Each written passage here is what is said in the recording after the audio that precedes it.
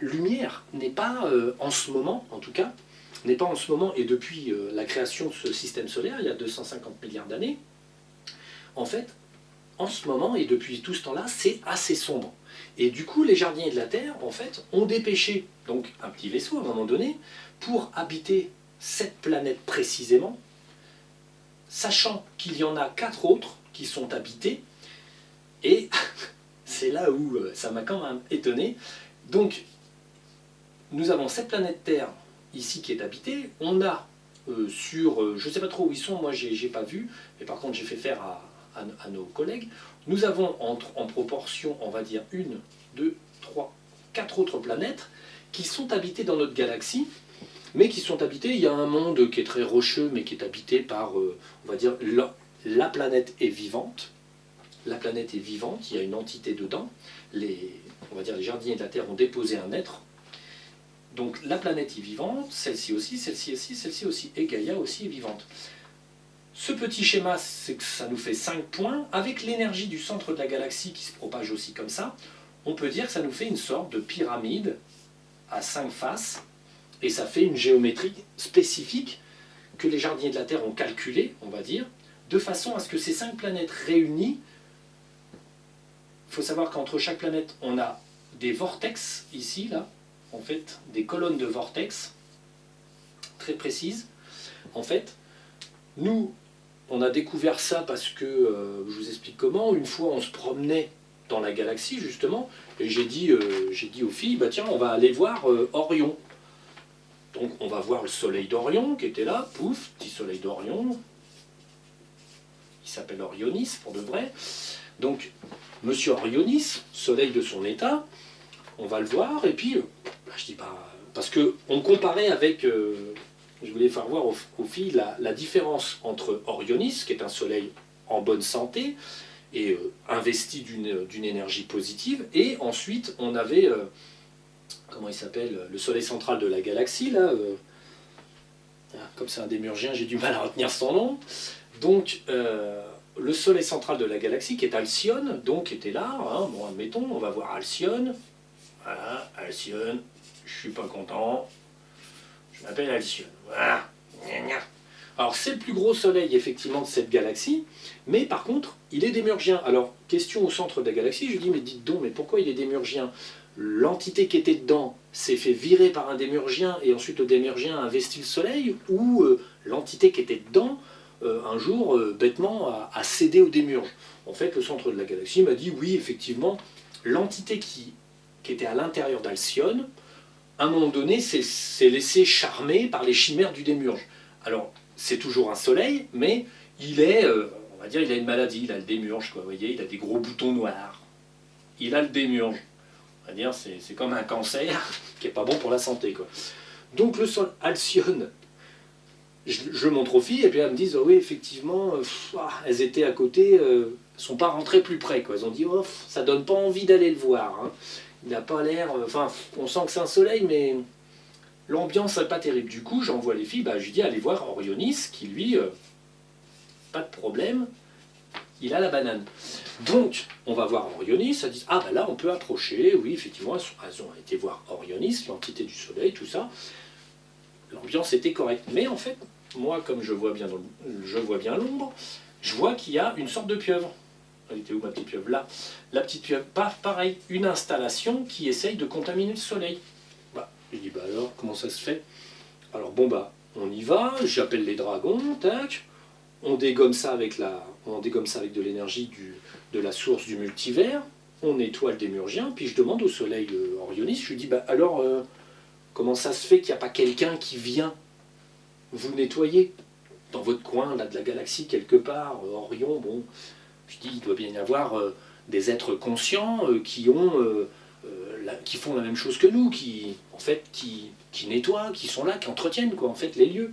Il me dit, non, je lui dis, c'est qui passe d'habitude? Il me dit Pallium. Pallium étant notre collègue qui parfois passe chez nous, nous file un coup de main, fout des branlées au démurge. Je lui dis Pallium. Je lui dis, mais il s'occupe de quoi? Il me dit, il s'occupe de toute la galaxie. Waouh! Je dis, mais ça fait beaucoup pour un seul. Bah, je dis, oui, oui, il est très occupé, c'est pas la fête. C'est assez souvent qu'on nous attaque, et du coup, c'est pas la fête, parce que Pallium, il a beaucoup de travail. Du coup, le temps qu'il fasse le nettoyage de l'un à l'autre, il est toujours très occupé. Même si pour Pallium, le temps, entre guillemets, n'existe pas, puisque c'est un être qui est très, très haut dans la hiérarchie de lumière. Mais bon, du coup, ça m'a posé une question. Mais je lui dis, mais il est où le monde le plus proche d'Orion qui peut vous dépanner, qui peut aller dans les terres comme ça, vous filer un coup de main? Bah, il me dit, c'est vous. Je dis, mais ça fait loin.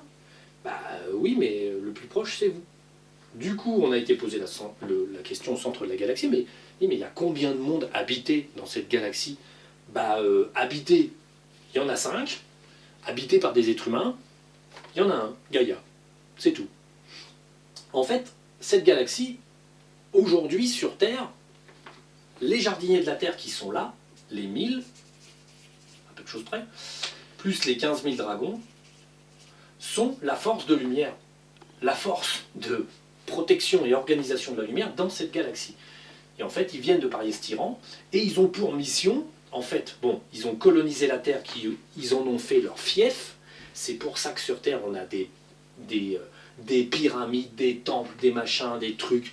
Toute cette technologie jardinière de la Terre, ça explique beaucoup mieux cette foison de construction jardinier de la Terre sur la Terre. Ça me paraissait beaucoup. Je me disais, mais ils font quand même pas ça sur tous les mondes habités, mais c'est énorme. Les moyens déployés sur Terre sont énormes pour faire des bases avancées, des choses comme ça. Je me disais, si c'est comme ça dans tous les mondes de toute la galaxie, les jardiniers de la Terre, c'est plus du boulot qu'ils ont, c'est vraiment un taf à plein temps, quoi. Et ben non, en fait, c'est normal.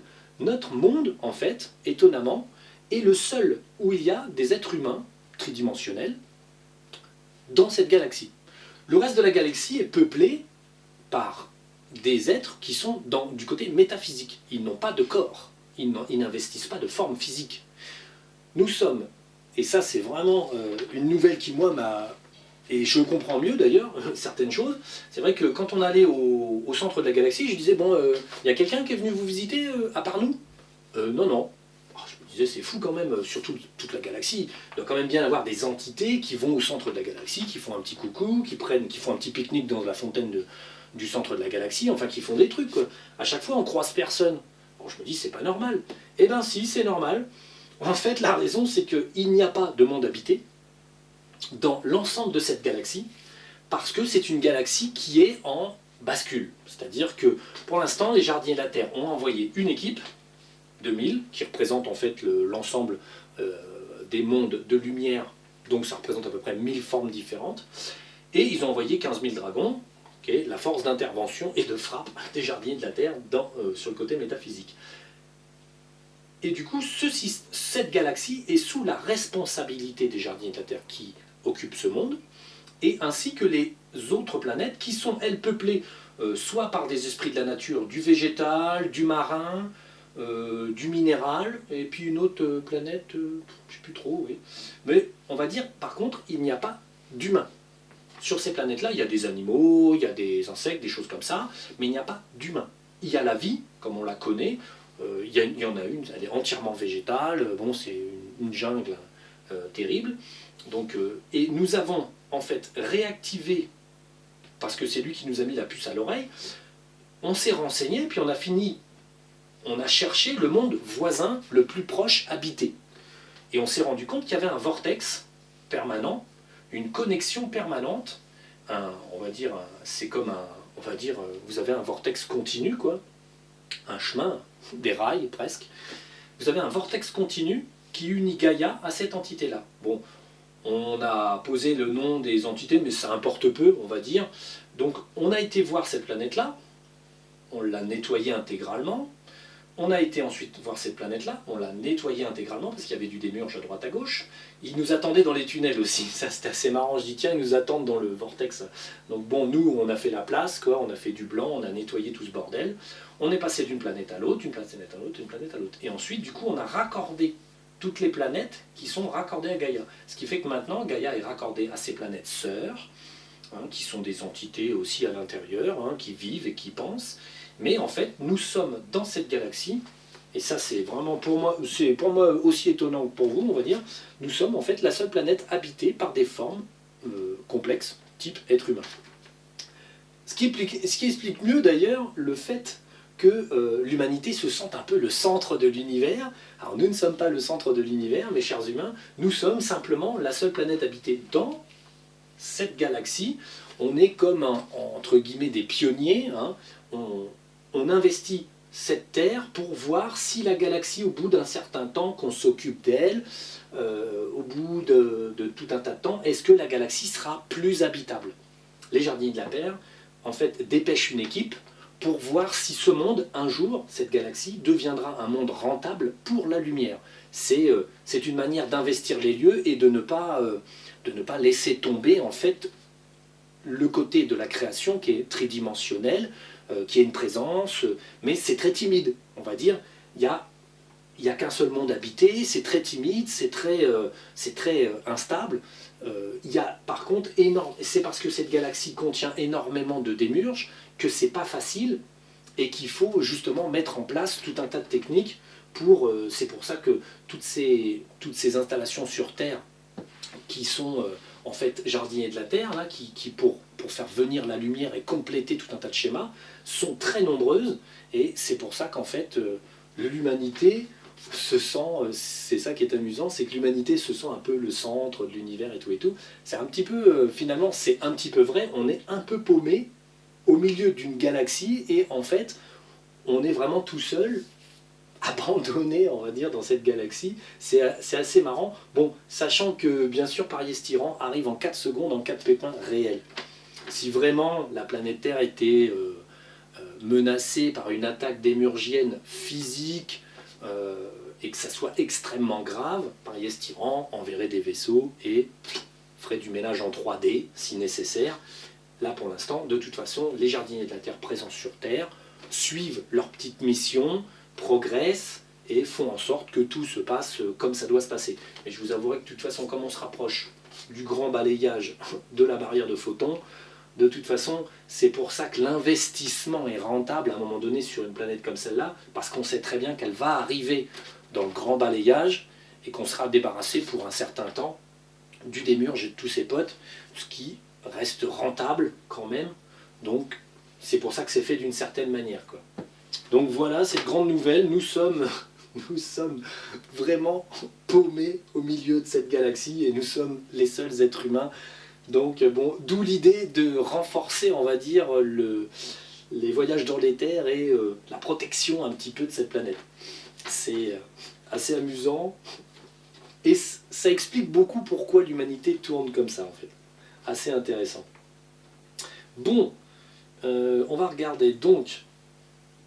Ouais, on va laisser ça comme ça. Alors ça, c'était les explications sur tout ce principe-là.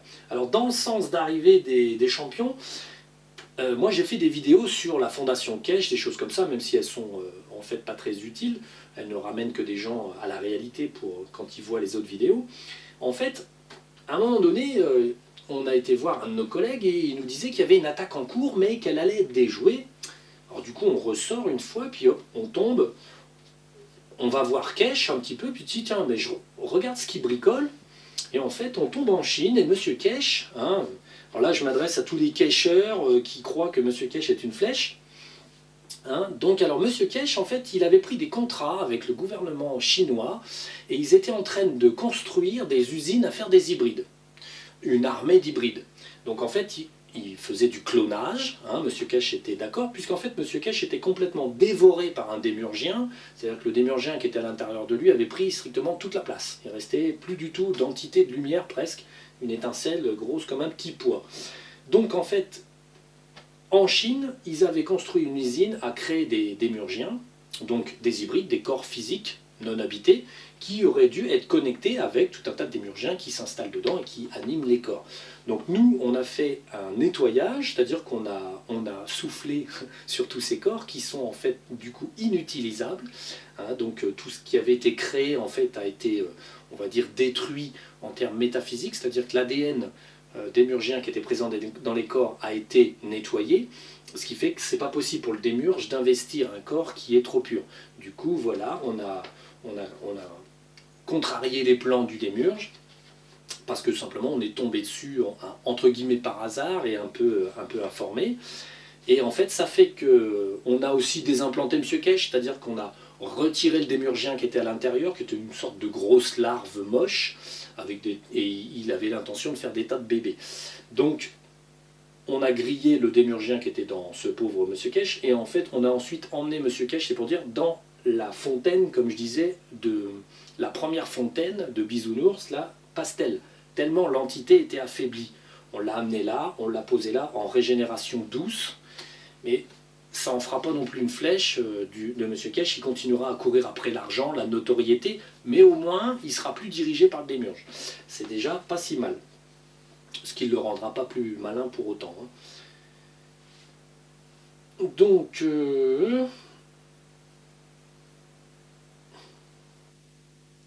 ah oui, ensuite on a subi une petite attaque sur Terre, ils ont essayé de percer le voile, ils ont réussi, ils ont réussi à percer le voile de protection qu'on avait fait, ils ont envoyé un bonhomme, une sorte d'immense bonhomme de démurge, mais en fait le problème c'est que le voile, en fait, lui il est auto-réparable, quand ils l'ont percé, ils sont passés, en fait il s'est refermé, on a été voir si tout allait bien, et la créature qui était là, en fait, s'est réfugiée dans le Grand Canyon en Amérique et a essayé de se planquer dans le Grand Canyon, puisqu'en fait, une fois qu'il était passé dans la sphère en fait terrestre, il était complètement détaché du démurge et il n'avait plus d'informations. Donc il s'est juste planqué, on l'a attrapé, on l'a déglingué. Ça c'était genre fin juillet, ça, tiens. Ensuite, on a fait un petit tour sur Terre du côté de la fosse des Mariannes, je crois qu'elle s'appelle comme ça, c'est une très grande fosse, une fosse très profonde qui est entre le continent européen, africain et les États-Unis et l'Amérique du Sud. Une très grande, c'est une cicatrice de la Terre qui est très profonde dans l'océan. Là, on a fait beaucoup de nettoyage et en fait, on a énergétisé cette région. Et en fait, au fond, en fait, tout près de Gaïa, en fait, puisque plus on s'enfonce, plus on s'approche de Gaïa. En fait, il y avait beaucoup d'implants, beaucoup de très gros implants et de grosses bébêtes qui essayaient de siphonner de l'énergie. Donc on a tout nettoyé. Et en fait, du coup, le fait de nettoyer a fait renaître des sortes d'algues énergétiques. Alors, ce n'est pas des algues physiques, mais c'est des algues énergétiques qui dansent dans l'eau, comme ça. Je les ai vues naître, en fait, du fond de l'océan, puisque l'énergie de Gaïa étant libérée, plus stable, en fait, ça a créé des petites algues qui dansaient dans l'eau, mais c'est des algues énergétiques, hein, c'est pas du tout des algues physiques. Donc, on est passé aussi du côté des Inuits. Alors, ce qui est très intéressant du côté des Inuits, c'est qu'ils avaient une légende sur un poisson, ceci, cela. En fait, c'était assez marrant. Et en fait, c'était un gros démurgien qui les faisait chier depuis des milliers d'années. Donc, on a fait du nettoyage par là. Et certains Inuits, certains vieux Inuits nous ont vus. C'est-à-dire que certaines personnes arrivent à nous voir quand on se déplace comme ça. Et les Inuits se sont installés, on regardait ce qu'on faisait, ils pointaient du doigt là où on était. Et en fait, on a nettoyé tout ce qui n'allait pas. Et puis ensuite, ils étaient contents parce qu'on les avait débarrassés de cette mauvaise entité poisson là, qui faisait partie de leur légende. Donc assez intéressant. À cette même période-là, ensuite, on a fait un petit décapage. Ouais, on va convertir. On n'a plus de place. Bon, on va garder ça, c'est assez joli. On va convertir la terre. Il y avait à l'un des pôles, on avait déjà fait du nettoyage, mais on est reparti sur l'un des pôles. On a trouvé une cavité assez importante qui avait été investie par le démurge, mais qui avait été prélevée à l'Agartha lumineuse. C'est-à-dire que l'Agartha habitait là, ça allait bien, et puis en fait, le démurge avait réussi à investir cette cavité et à foutre son bordel. Donc on a rendu à l'Agartha cette cavité, on a viré tous les démurgiens, on a tout grillé, et donc l'Agartha s'est réinstallée, l'Agartha lumineuse s'est réinstallée dans cette cavité. Voilà pour les nouvelles. Oui, une fois on est allé faire un petit tour dans un château, c'était assez amusant, puisque l'une des personnes qui sortait avec nous en fait a vécu en fait près de ce château et elle y sentait des présences bizarres pendant son enfance. Donc on a été dans ce château et on a rencontré en fait une zone qui avait été, en fait à l'époque c'était surtout qu'il y avait des jésuites sombres, donc des personnes au XIVe siècle à peu près, entre le XVIIe et le XIVe siècle, qui faisaient des sacrifices. Du coup, l'endroit était fortement, on va dire, possédé, entre guillemets, et du coup, il s'y passait même des événements, c'est-à-dire que du temps où cette personne y vivait, son père, sa mère et son frère avaient reçu même des chocs physiques, des coups de poing, des baffes, des choses comme ça quand ils allaient dans le château, puisqu'ils entretenaient ce château. Et ce qui était assez intéressant, c'est que c'est simplement qu'il y avait tellement de présence de personnes. Bon, il y a beaucoup de gens qui ont été sacrifiés, c'est-à-dire que les jésuites allaient chercher les êtres humains, les sacrifier dans le château, les enterrer, mais le problème c'est que chacun des êtres humains qui étaient morts là était sous l'emprise de prières stupides, sombres, ce qui fait que bon, les jésuites étaient eux des démurgiens, enfin des gens pollués par le démurge qui faisaient des tas de conneries, c'était la grande époque, et du coup en fait on a nettoyé ce château avec des dragons, on a monté la totalité, on a récupéré plus d'une centaine d'âmes, en fait, de personnes décédées qui étaient restées dans le château parce qu'ils étaient enfermés par un sort, entre guillemets. Comme ils avaient été tués brutalement à cet endroit, ils étaient enfermés là. Il y avait une centaine d'âmes errantes, en fait, qui étaient apeurées, en fait, qui étaient traumatisées par leur mort, qui étaient dans ce château. Plus certains qui avaient été complètement mis en, on va dire, possédés, entre guillemets, et du coup, qui faisait les claques et les coups de poing aux gens, enfin c'était assez amusant. Donc ce qu'on a fait dans ces cas-là, c'est qu'on fait venir autant de dragons que d'entités présentes. Chaque dragon de chaque couleur nécessaire s'occupe d'une personne. Un dragon prend une personne, selon la couleur de la personne, et en fait les monte dans les fontaines respectives, blanc, doré, cristal, rouge, bleu, verte. Une fois que toutes ces entités sont montées, on les laisse 2 heures, on fait toute la séance, et à la fin de la séance, quand toutes les personnes sont propres, on les transfère, on transfère donc toutes les personnes décédées, on les transfère par la sphère personnelle de la personne, ou par la sphère des dragons, c'est pareil, mais en fait, on prend toutes les entités qu'on trempait pendant 2 heures, ensuite on les rassemble, et on les passe, on va dire, dans le monde des morts, entre guillemets, de façon à ce que toutes les entités puissent en fait disposer d'un repos réel, parce qu'autrement elles sont bloquées, là elles étaient bloquées dans le lieu du château, ce qui fait que le château avait une ambiance hyper pourrie, et c'était vraiment un endroit désagréable, où on se sentait pas bien, et ceci, cela. Donc voilà, vous avez aussi, si vous tombez sur des lieux comme ça qui sont plein de gens sacrifiés, bah vous pouvez en fait avec les fontaines, les dragons, et ensuite les passer, une fois qu'elles sont prêtes, les passer, on va dire, dans le monde des défunts en toute sécurité, puisque le monde des défunts n'est pas un monde de tout repos, comme nous le savons déjà. Donc voilà. Alors ce jour-là, oui, après ça, on a nettoyé Titan, une des lunes de Jupiter, parce qu'elle était dégueulasse. Enfin là, Jupiter, il faudra qu'on y revienne, je vous raconte pas, c'est le carnage. Donc, parce qu'il y avait des conjonctions énergétiques avec la Terre. Donc à cette période-là, nous sommes... oui, il y a eu une conjonction assez longue. C'était de juin jusqu'au 15 juillet, je crois. Et on a eu une conjonction assez longue avec Mars. Et ils ont pas mal appuyé.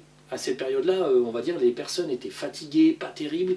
Et on a quand même fait du nettoyage du côté de Mars, la Terre, plus un satellite artificiel qui faisait en sorte que cette conjonction planétaire, qui est déjà pas terrible, était accentuée par quelques artifices démurgiens. Donc on a fait du nettoyage, mais c'était pas, il y avait déjà la conjonction naturelle qui n'était pas terrible. Donc voilà. Bon, alors là on est dans la barrière de photons, ça c'est bon, tac. Ça, eh ben, ça c'est bon. Bon, on est presque à la fin, dites donc.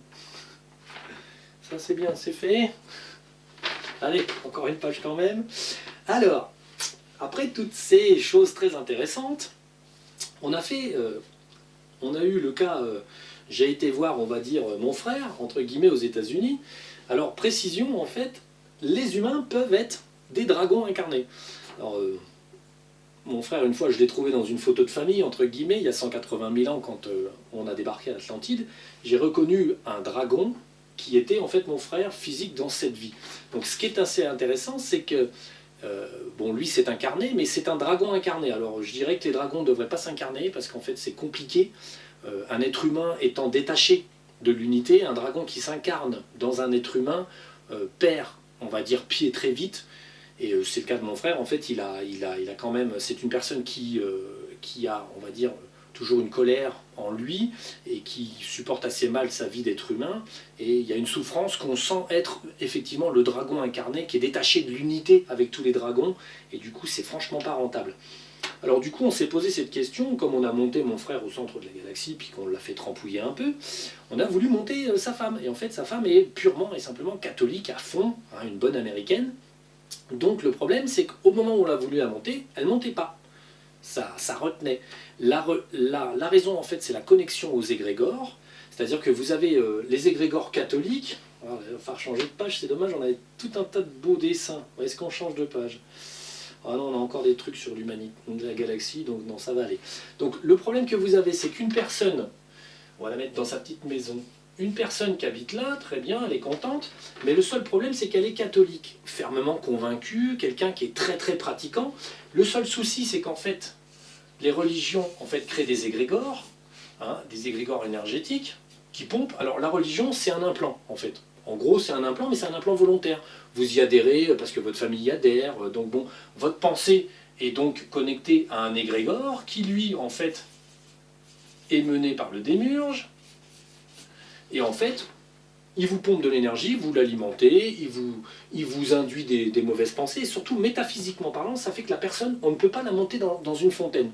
On a essayé, ça ne monte pas. Donc il faut, entre guillemets, casser le lien à l'égrégore, de façon à ce que l'énergie de la personne soit correcte pour pouvoir la monter. Donc si vous tombez sur des personnes qui sont fermement catholiques, ceci ou cela, elles sont souvent victimes d'une connexion à un égrégore et ne peuvent pas monter.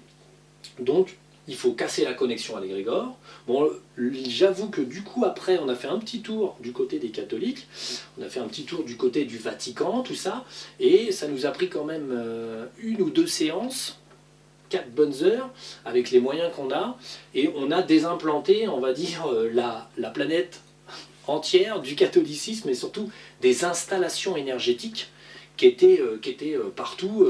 On en a en France, alors c'est assez amusant, vous voyez, quand on était dans les terres, on est passé à un endroit, et dans les terres, à un moment donné, je vois un drapeau, comme ça, on passe, et puis je vois bleu, blanc, rouge. Tiens, c'est marrant. Et en fait, c'est parce depuis le Vatican, il y avait une ramification de tunnels démurgiens, de tunnels énergétiques, et à un moment donné, par un de ces tunnels, puisqu'on suivait des démurgiens qui s'enfuyaient, on arrive dans une zone où c'était bleu, blanc, rouge, tout simplement parce qu'on passait en France, et du coup, en France, on a retiré du côté de Paris, on a retiré des très grosses machineries en fait, de pompage énergétique branchées sur les catholiques. Donc, a priori, la planète Terre est débarrassée des égrégores catholiques. On a défoncé, on va dire, tous les systèmes et installations de pompage qui sont liés au catholicisme. Le plus gros de l'installation, bien sûr, était au Vatican. On y est venu en 2 fois, on a fait un gros déglingage.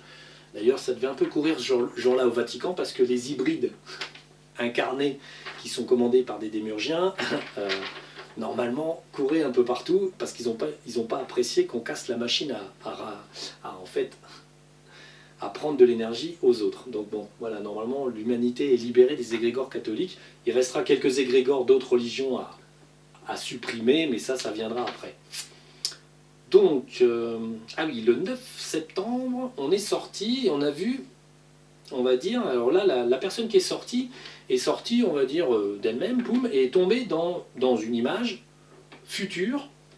En fait, elle est tombée dans le passé d'abord, elle est tombée à l'époque de l'Amoco-Cadix. Alors pour les plus jeunes d'entre nous, l'Amoco-Cadix, c'est un pétrolier qui s'est échoué il y a un certain temps sur les côtes bretonnes.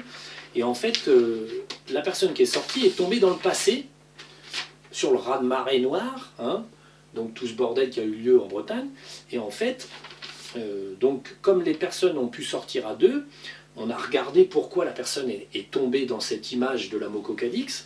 Et en fait, c'est simplement parce qu'il semblerait qu'en France, d'ici 6 mois à peu près, bon là c'est difficile à quantifier parce qu'on a vu on a vu la période comme étant plutôt une période printanière. Et on a vu que normalement il y allait avoir ce même genre d'événement, donc c'est pour ça qu'on était dans un événement passé qui faisait écho à un événement futur. Donc on a vu que potentiellement, il était possible qu'il y ait une marée noire en France, alors pas forcément côte bretonne, hein, mais enfin bon, on imagine bien que c'est plutôt par là, Bretagne, Cotentin et côte de la Manche, puisqu'en fait tous les pétroliers passent par là. Hein, c'est la grande route des pétroliers par là. Donc, d'après nous, ça sera à vérifier, hein, il y a des risques de marée noire, on va dire, dans les 6 prochains mois, plutôt au printemps, quoi, vu la végétation. Voilà. Alors, Galaxy, non, ça c'est fait. Non, ça c'est la galaxie. Bon, bah c'est bon, c'est bon. Alors, ah oui. Ah oui. Et alors, lors d'une séance, on s'est posé la question, quand est-ce que les êtres humains, scientifiques et bien intentionnés, on va dire, découvriront l'éther et la complexité de l'éther, c'est-à-dire la possibilité de se déplacer, de créer des formes, et l'énergie de l'éther, vraiment le pourquoi du comment de ces fameux éthers ou en fait Akasha. En fait, on a regardé que dans le futur, alors c'est quand même dans le futur, mais c'est sur les bases de l'hypnose. Dans le futur, alors c'est certainement pas le futur là, puisque bon, le futur là est un peu hypothéqué par rapport à la barrière de photons, mais en fait, plus tard, les êtres humains se poseront cette question de l'éther, puisque bon, tout le monde ne va pas évoluer à la même vitesse, certaines personnes sauront déjà quoi faire, mais en fait, l'humanité va se poser des questions sur l'éther et passera à travers l'hypnose, justement, à travers le concept de l'hypnose, et ensuite finira par comprendre que c'est pas de l'hypnose, et que finalement on circule dans l'éther, et donc ils finiront par comprendre la nature entre cette soi-disant hypnose et l'éther général. Donc ce qui donnera l'ouverture, on va dire, de la science de l'éther se fera par la compréhension de l'hypnose et de cette bizarre aptitude qu'ont les êtres humains à pouvoir manipuler quand même l'énergie dans l'éther, donc à travers une soi-disant hypnose qui n'en est pas une, qui est en fait une forme modifiée de conscience. C'est une connexion à notre source naturelle d'éther. Donc les 5 mondes, ça c'est fait. Ah, et petite précision, il me semble que sur la dernière vidéo, j'avais parlé qu'un être humain, même celui-ci, voyez-vous, donc un petit être humain de bonne qualité, une fois qu'on lui a retiré, alors bon, quand on fait des désimplantations, il faut préciser quand même, et ça c'est valable même avec les fontaines, le centre de la galaxie et tout ci, tout ça, quand on désimplante quelqu'un, quoi qu'il arrive, même si on le met dans la fontaine de cristal 10 000 ans, ça servira à rien si la personne ne sort pas dans l'éther elle-même. Tout